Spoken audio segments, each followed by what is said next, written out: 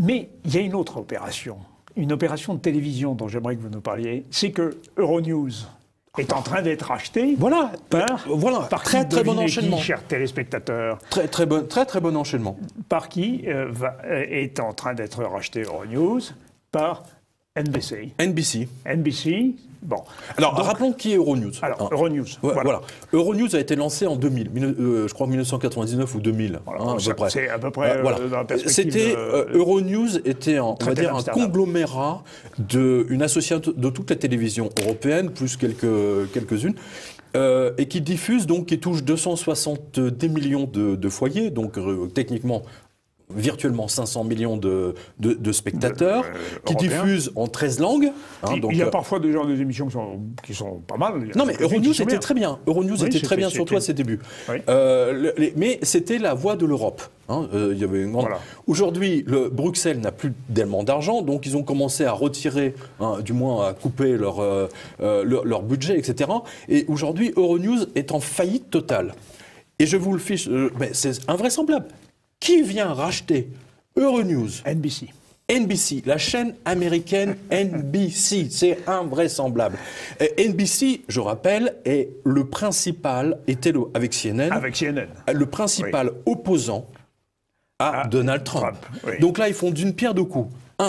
Ils vont donner le message de Bruxelles, États-Unis, aux Européens, bien entendu.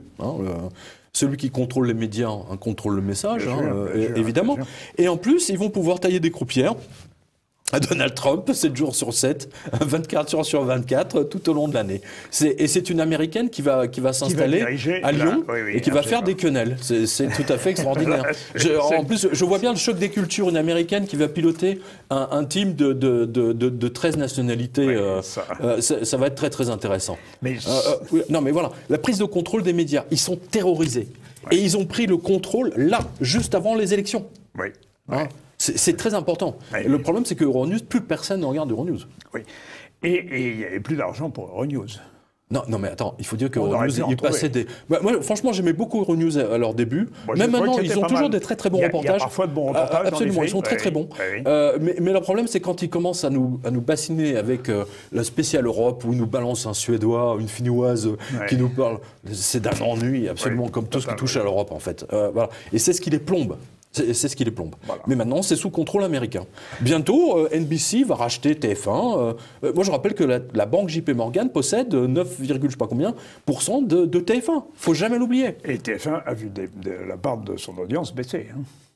C'est normal. Mais France 2 aussi. Oui, France 2, oui, tout à fait, bien sûr, et plus.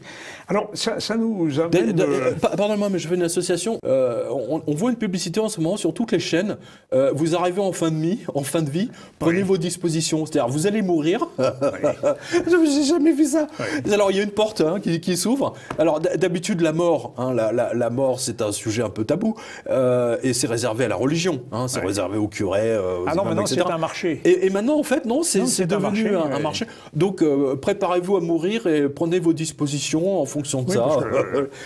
Et moi, je pense que c'est aussi techniquement, ça montre bien la mort des chaînes de télévision, quelque part. Et une société mortifère aussi.